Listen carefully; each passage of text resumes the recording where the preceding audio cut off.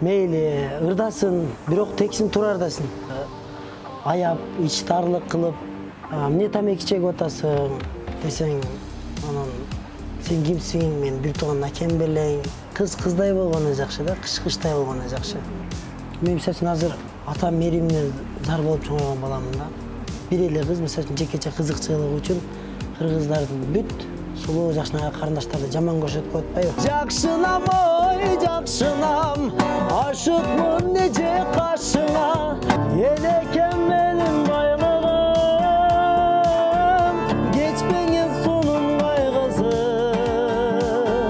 Неге менден качтыңар, неге ажыраштыңар, жарашкылачы кайтадан, апакем ата жасыңар.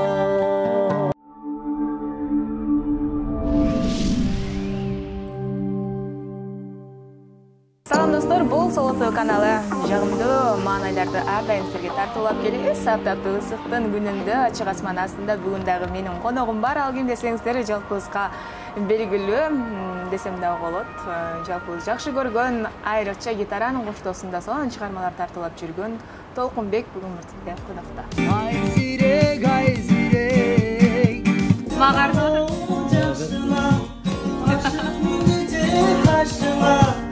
Ay ezilip büttüm, altının özünde güttüm.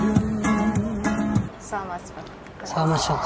Денсаулыктарыңыз жакшы. Sağ olun, rahmat. Özüne kandayсыздар? Кудайга шүгүр жакшы. Толкунбек мырза, мынакей Москва жергесинен Кыргызстанга келдиңиз. Кечинде эле көрүп калдым. Зеригип атам деп баштапсыздар. Зеригиштүү болуп атабы Кыргызстан? Жок, эми кандай десем, билген жер адамга кызыктуу болот, а билбеген жер адамга бир аз болсо да кызыксыз болот да. Ошол ойдо эле айткан нерсем. Зеригиштүү болот деген. Канча күнгө келдиңиз? Бул жактагы сапарыңыз байкашымча жакшы бир жаңылыктарды күтөт окшойбуз, Ооба, буюрса, эми канча убакытка келгендем убакыт көрсөтөт анычы. Анан жакшы эле жаңылыктар менен келдик буюрса Кыргызстанга. Жакшы ой максат менен. Демек, чыгармачылыктын үстүндө иштейсиз. Ооба, буюрса. Чыгармачылыктын үстүндө эми секин аттанып атканы жүрөбүз.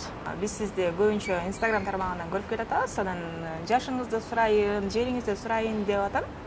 Мүмкүн өзүңүз жөнүндө бир аз да болсо маалымат бересиз. Мен өзүм Жалал Абад областына караштуу Базаркоргон шаарынын Көк Алма айылынан болом. Анан жашым сыр эле бойдон калсын. Эмнеге ушул өзүңүз ойлойсуз да? Чыгармачылыктагы адамдар жубайын бекитишет, сүйлөшкөн кызын бекитет, анан жашын жашырышат. Эмне себеп ушуга айтыңызчы? Билбейм, эми ар кимдин өзүнүн себеби болот негизи. А мен жашымды айтпаганын себеби өзүнчө бир себеби бар бул. Себеби сыр. Кимде ким Толкунбек мырзанын жашын так билсе, анда жаза кеттиңиздер, бизден сонун бир белек болот да. Мүмкүн Толкунбек мырза өзүнүн атынан силерге тартуулап калышы да ыктымал. Мынакей буюрса борборубузда болот экен. Алгачкы чыгармачылыкка болгон кызыгуу кандай пайда болду? Буга чейин дагы айтып келгенсиз, бирок мага аябай кызык болуп атат. Чыгармачылыкка болгон кызыгуу негизи өзүм кызыгам, ырдаганы кызыгам. Ырдаганда мен рахат алам дегенде. Кээ-биркилер чыгармачылыкта кандай десем бир киреше тапсам деген ой менен иштейт. Бирок ар адамда ар кандай, менде ырга болгон мындай кумар болуп ырдабай калсам мен кумарым тутат. Демек сиз үчүн бул чыгармачылыкка акча табуу эмес, рахат алуу. Рахат алуу. Бул негизи рахат. Ар бир нерсенин эми бир ишти кылсаң да бир рахаты менен каласың го. Ошол сыяктуу эле бир ырдасаң мен рахат алам. Келиңиз бир рахат алып көрбөйлү, ысык да, кандай дейсиз? Жакшы бир чыгарма сұранабы? Буюрса, жакында жакшынам деген чыгарманы клипти ырдын үстүнөн клип иштеп атабыз. Кыргызстанга келген максатыбыз дагы ушул ырдын үстүнөн клип тартайын деген максатта келдим негизи болсо. Анан жакшынам деген чыгарма обону кайырмасы өзүмө таандык. Текстин негизи Гүлзат Кудайбердиева Баткен областынын акын эжебизге таандык.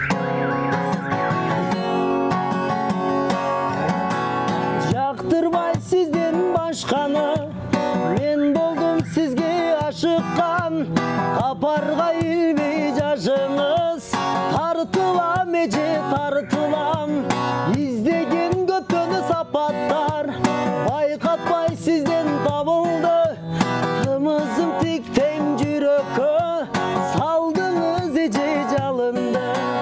Жақшынам ой жақшынам, ашықмын неже қашыңа, дүйнөдө бары жақшыдан, қайылмын неже жашыңа, ол қайылмын неже жашыңа. Жақшынам ой жақшынам, жүрөккө тумар тақтың ай, алып бір кетсем айылған, ата-энем болот қаршыда, оу ата-энем болот қаршыда. Мас болып турам сүйүүгө, жобу жок өзүң тараптан, сүйүп бир жашайм үмүттө, жаксам да мейли жакпасам, кол сунам сизге түбөлүк, эмнедир элең жакшынам, сөз менен айтып бүт алгыз, жактырам сизди жактырам, жакшынам ой жакшынам, ашыкмын неже кашыңа, дүйнөдө бары жакшыдан, кайылмын неже жашыңа, оу кайылмын неже жашыңа.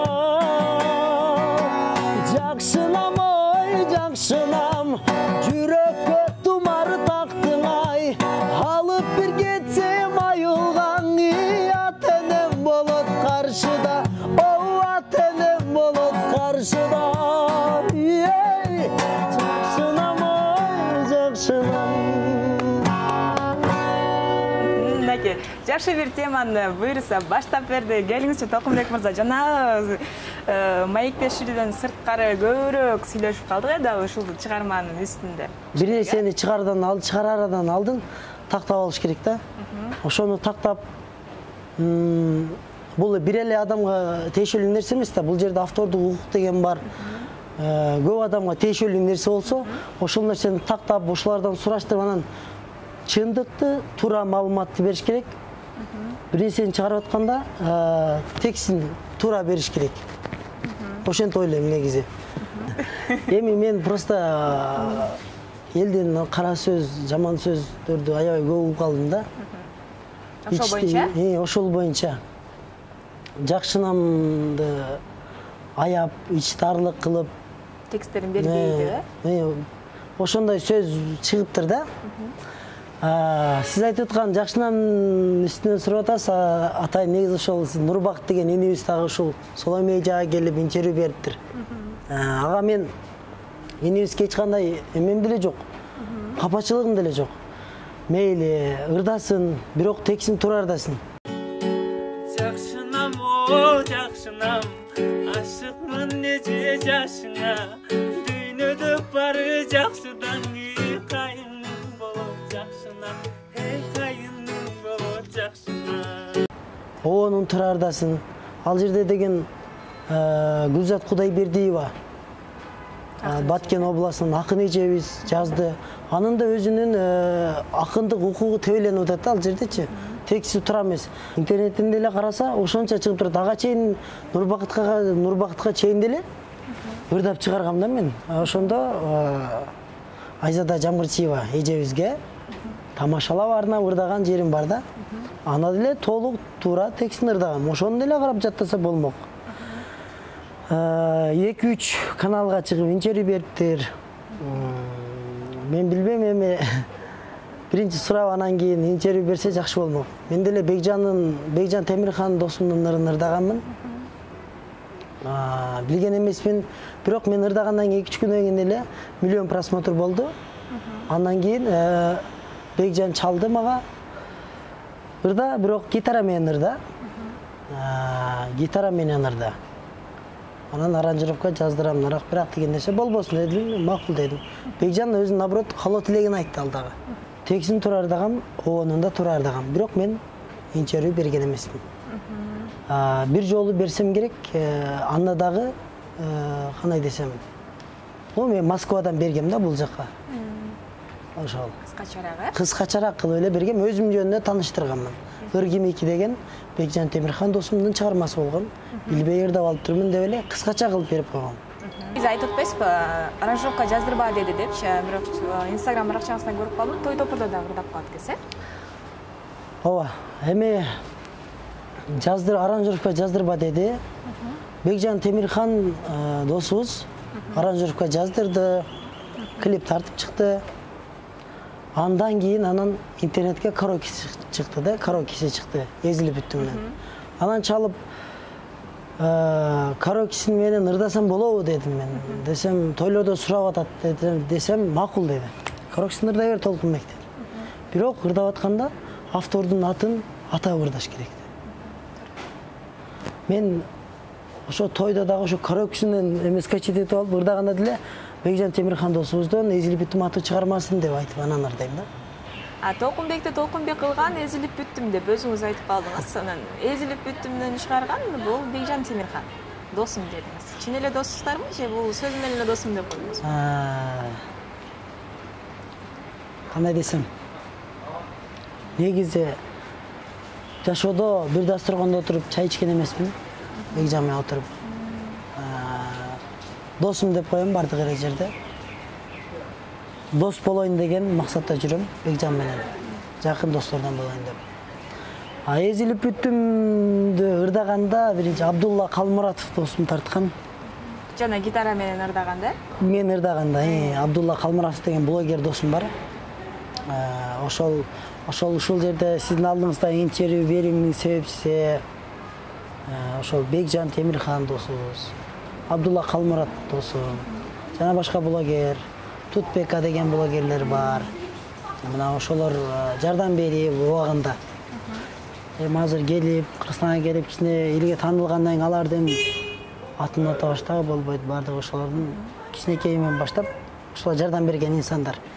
Досторум бардыгы элечи. Москва жергесинде той топурга көп эле чыгасызбы? Москва жергесинде эми ооба. Кудайга шүгүр, мекендештерибиз жакшылыктарына чакырып турат. Той топурларына, жакшылыктарына катышабыз. Көп эле, тынбай эле дегендей.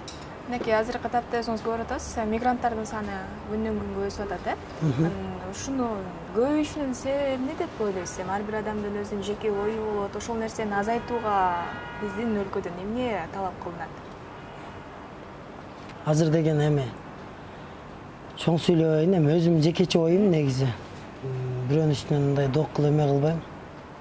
Мигранттын көбөйүшү эмне болушу мүмкүн? Азыр деген мекенибиз дейин десек, эми мекенибизди деле келип иштесек болот. Ал жакта Кыргызстандан караганда ал жакта бир аз оңойчулук менен акча тапса да болот да. Бирок кандай десем, ал жактан адамдар тезирээк бутуна турат, чем Кыргызстандан караганда. Ал жактага барып, например, Кыргызстанда 5 жыл, 10 жыл окуп аткан биздин жаштар бар да. Бирок ошол эле жаштарды ошол бул жактан окуп бүтөт дагы, бул жерде иштейин десе айлык аз. Москвага барат. Каерде окудуңуз эле деп сурасаң, анан айтат да, чоң-чоң окууларды окуган инсандар да. Бирок Москвада дворник болуп, эме болуп, кандай десем, стройкада иштеп жүрүшөт да. Мамлекетибиз буйруса эми өнүксө, мигранттардын саны азаят деген ишеничтемин. Ошол. Айтып калбадыңыз, батыраак бутка турушат депчи. Сиз канча жыл болду иштеп жүргөнүзгө? 3 жыл келбей ошол жакта жүрдүм. 3 жыл аралыгында эмнеге жетише алдыңыз? 3 жыл аралыгындабы? 3 жыл аралыгында Кудайга шүгүр көп эле нерсеге жетиштик. Жашоого болгон көз караш биринчиден. Экинчиден каяктан не келет, каяктан эмне кетет, каяктан акча табылат дегендей. Жекече өзүбүздүн чакан бизнестер көп эле нерсе жетиштик эми. Жашы, айтып калбадыңызбы, ар бир бирөөнүн баркын билгенди, акча кайдан келет анан сөз түрдө ата-энеге болгон сүйүү дагы аябай күч болсо керек, сагынуу деген нерсе пайда болот. Мүмкүн ата-эне жөнүндө чыгармалардан ырдайсыз, кандай дейсиз? Энекем менин байлыгым деп, Энекем менин байлыгым деген чыгарма болсун. ырда текстин туура эмес ырда алсам авторунан кечирим сураймын, колунан келишинче жардап берейин.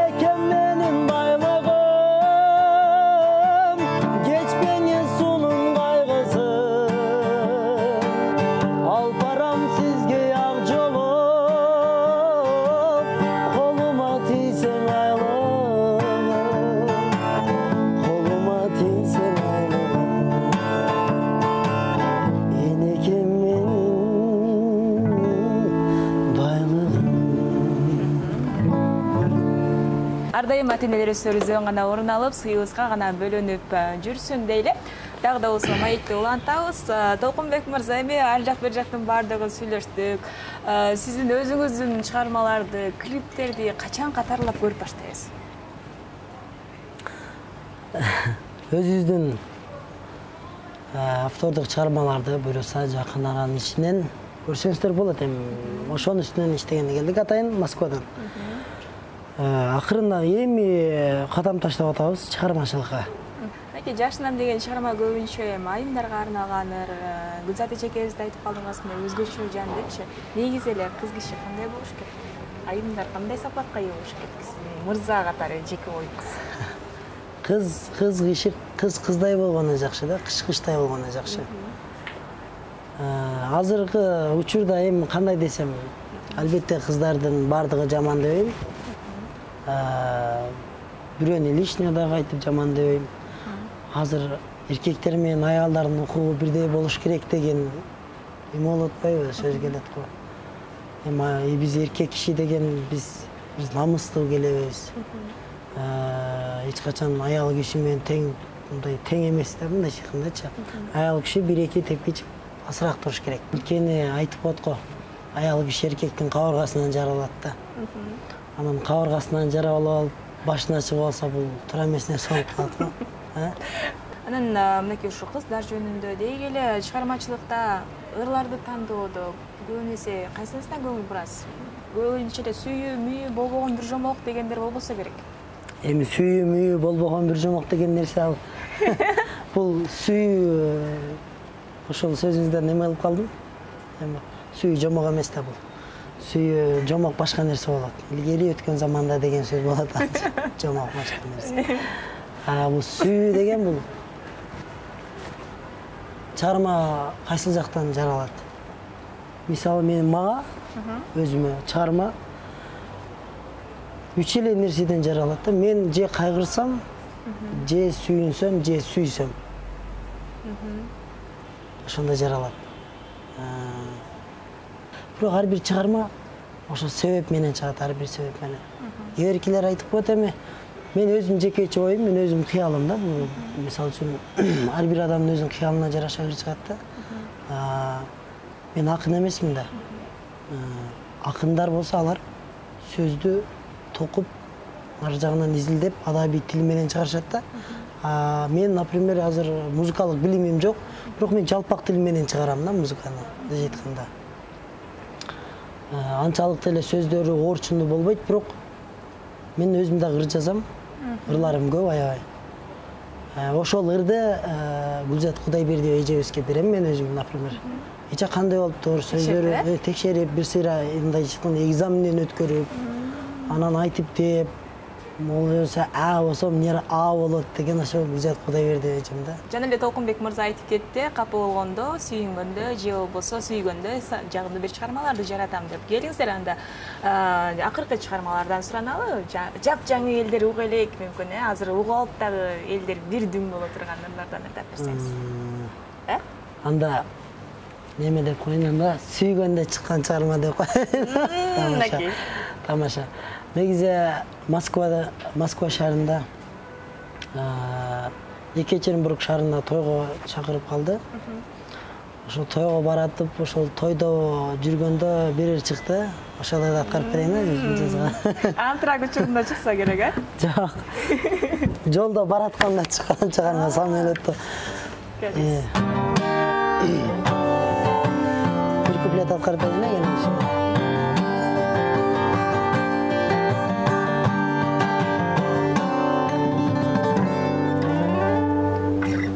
WhatsApp'tan karab süretin Yılmayıp mağa gülesin Kızıl gül karmap koluma Jet albay sağa güdödün Atın bir sonun vurulkan Taptım ben kırgız uluttan Attın azatın jaraşkan Süydürüp koydun burulkan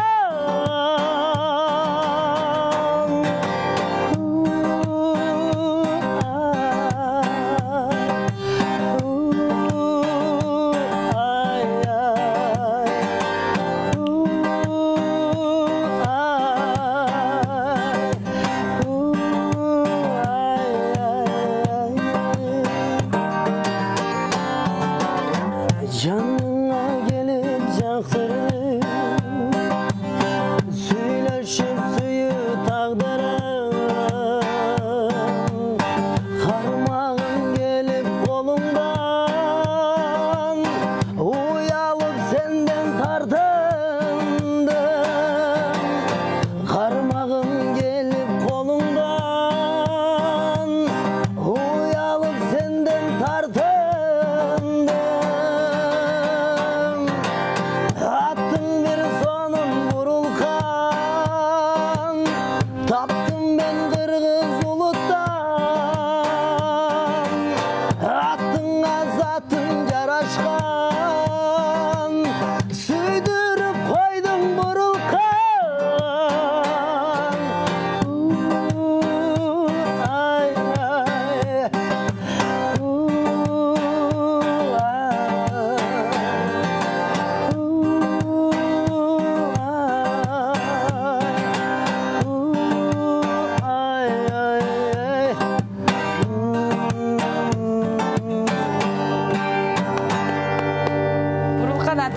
Бурулкан ысымын алып жүргөн биздин кыргыздын сулуу кыздарына дагы ушул чыгарма белек болду окшойт. Анан Толкунбек мырза, негизи эле ушул Москва жергесинде жүргөндөрүн эми бул карапайым элдин деле ою да. Көпчүлүк балдар баары эле ошол жака эле башка улуттун кыздары менен жүрүп кетет деген нерселер бар да. Наоборот, бериле турган суроону берип коюңуз да. Балдарбы? Балдар башка улуттун кыздары менен жүрүп кеткен балдарды вообще жашоодо ал жакта көрбөдүм, бирок кыздарды көрүп алдым чындыгында. Мен анткени Москвада 3 жылдан ашык жүрдүм. Башка улут менен жүргөн кыргыз балдарды көргөн жокмун мен. Наоборот, кыздарыбызды көрүп алдым мен. Бардыгын дебейм, бирок саналуу. Ошого эмне себеп болот? Ошого эмне себеп болот атабыз? Себеппи? Мүмкүн мырзалардын кыргыз балдарды кыздарга болгон баягы сый урматы жоктугу, сый урматынын жоктугу? Мен жекече оюм негизи азыр Москвага бой жеткен жаш кыздар, балдар бат кетет да. Азыр айылда жалаң эле кары картаң кишилер калды. Анан ал жака барып кой деген кожо жок. Акчасын алат, табат, өзүнө коротот. Эми көп мен көргөн кыздар, балдар, например. Азыр Москвада бир кызга барып туруп, карындаш, эмне тамеки чегип атасың десең, анан сен кимсиң, мен бир тууган акем белең, же сен кандай чатаң бар, мен чоңойтуп койдуң беле деген сөздөрдү угасың да. Бул деген эми бардык нерсе тарбиядан негизи. Ар бир кыздын өзүнүн тарбиясынан болот. Мен тыйсаң дагы ал үйрөнгөн адат калабы, уйга жүгөн салабы деген сөз бар да. Биздечи. Эми кандай десем, мындай азыр бирөөнүн кызын бир нерсе кылып койсоң, сразу соттолосуң да. Анан жакшы сөз сүйлөйсүң, бүгүн кылбайт, эртең кылбайт, үчүнчүсүн кылып кетерет деле кайрылычы. Адамдын өзүнүн ар жагынан негизи. Анан сиз айткан жигиттер башка улуттун кыздары менен дегениңиз, билбейм, мен таптакыр көрбөп турмун, чындыгында. Эми ойлошум мүмкүн биздин кыздар, например, башка улут менен жүрүп кетсе, же ичип чегип, мындай кылып жүрсө, ал балдардын алсыздыгыбы депчи, например, кыргыз жигиттеринин алсыздыгыбы же бир кандай кемчилиги болушу мүмкүн деген суроо айттыңыз го азыр. Ал негизи балдардын алсыздыгы эмес. Ал ар бир нерсени өзүнүн, ар ким өзүнүн карындашын жакшы караса эле болду. Ар ким өзүнүн карындашын, кызын туура тарбиялаш керек. Толкунбек мырза, негизи Кыргызстанда үй бүлөсүн таштап коюп, Москва жергесине башка өлкөгө барып алып, башка үй бүлөнүн үстүнөн кирип алган, же болбосо башка ошо алган мырзалар дагы бар да. Алар боюнча ой пикириңиз, сиздин ой пикириңиз кандай? Кандай ой пикирдесиз? Эми чындыгында эле аябай оор суроо бул. Анан буга кандай жооп бере алам билбейм. Эми өзүнүн үй бүлөсүн таштап кеткен болсо, балдарын таштап, балдарын жетим калтырып таштап кеткен мырзаларга айтат элем. Өзүң балалы, өзү ошол адам кандай жашоодо чоңойгон да? Биринчи. Баласын таштап кетсе, ошо жаш баласы калган, ошо баласынын жашында ал кандай чоңойгон да, маанилүүсү. Кандай чоңойгон. Мисалы үчүн, мен 8 жашымда атаман ажырап калганмын. Апам бар. Эми кандай десем, мен мисалы үчүн азыр атам меримине зар болуп чоңойгон баламын да. Атам болгондо мен мындай болот элем деп ойлончумун да. Атам болгондо мен мындай кылат элем, мен мындай болот элем, кандай киши болот элем мен дечимин да. Азыр деле дейм да. Аларга айтам, эми айтарым бир эле, балдарыңыздарды жетим калтырбаңыздар. Сиз эгер башка үй бүлөгө кетсеңиз, аялыңыз да башка үй бүлөгө кетсе, балдар кимдин колунда калат, например, эми да. Ортодо нары бери эле көчөдө калып калат да. Мээримсиз өсөт. Хулиган болуп чоңоет, кээ бирки бала жакшы болуп чоңоет. Алардын келечеги кандай болот?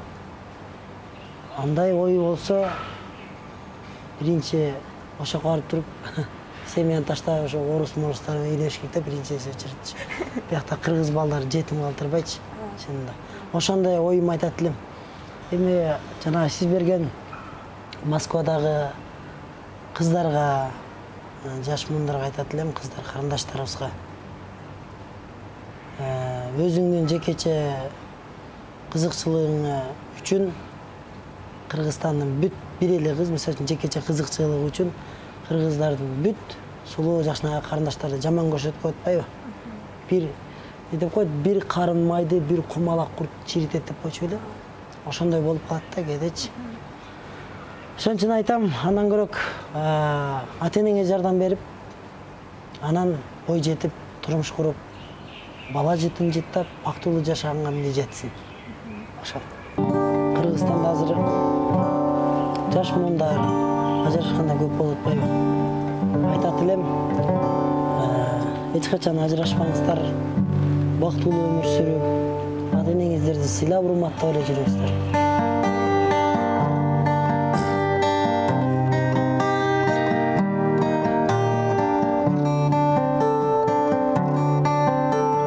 Сен кандай өмүр сүрдүң, ата мендей жашыңда, айтат го апам көп ыйлап, бактылуу элек башында, жашашка таттуу турмушта, менин да акым бар чыгар, ал үчүн асыл ата экен, болушуң тийиш жанымда.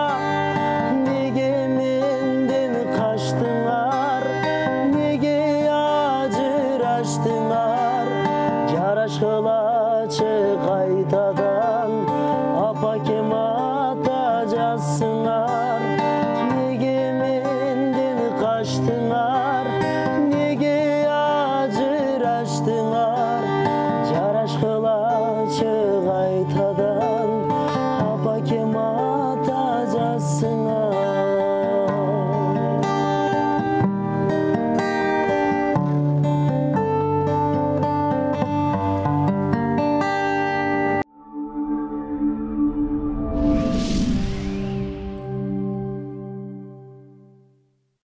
Азыркы тапта өзүңүз байкап атасыз, 10 метр жерге барганга дагы 10 сом керек, Тагы.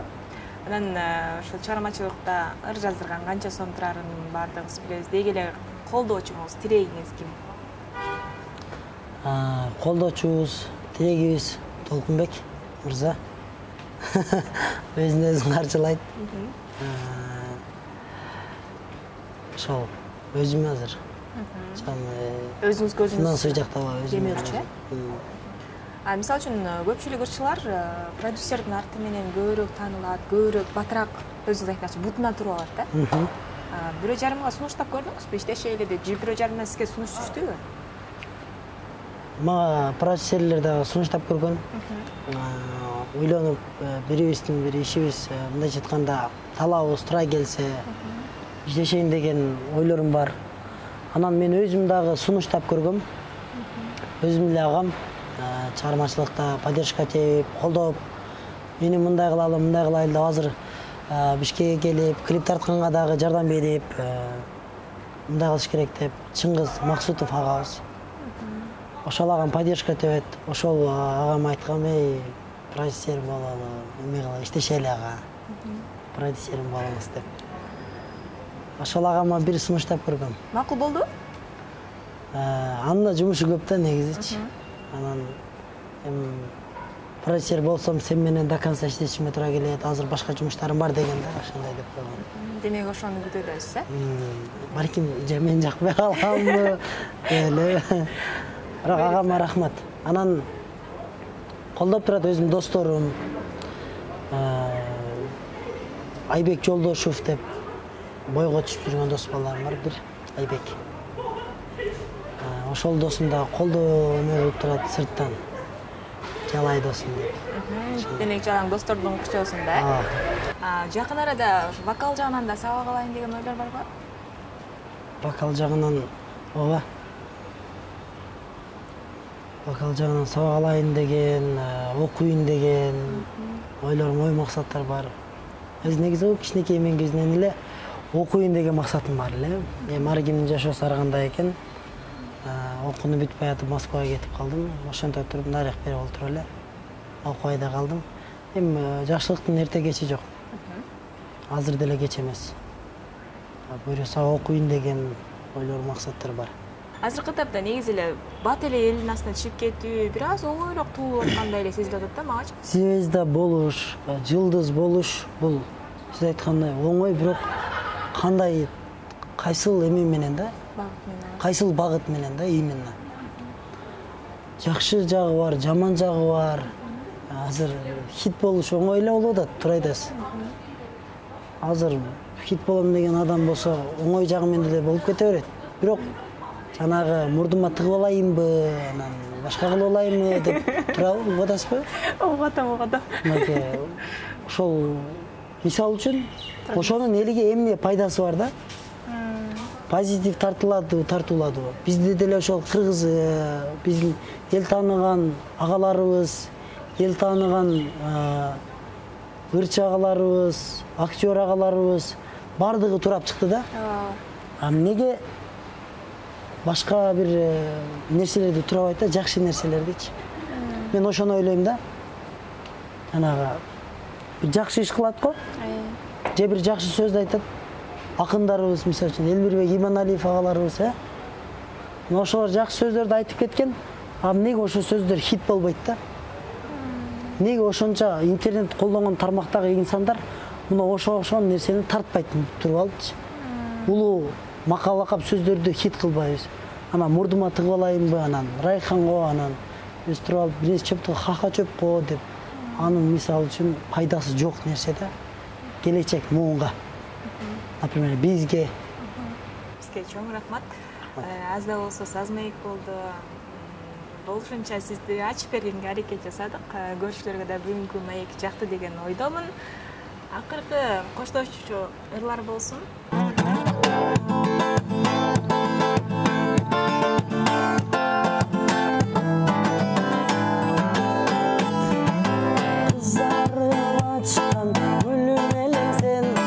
Жашоодон тапкан сүйүм элең сен, сени сагынып таңдарым аткан, сени сагынып күндөрүм баткан. Ай ай ай ай ай ай сүйгөнүм менин, ой ой ой ой ой карагат көзүң, сени сагынып таңдарым аткан. Сөйлесің жаным, сөзіңді балың, жүректі жалғыз жашайсың жаным.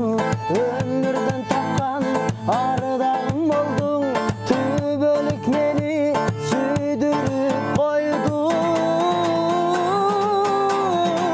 Ай ай ай ай ай ай сүйгөнүм менин, ой ой ой ой ой карагат көзүң, түбөлүк мени сүйдіріп қойдың.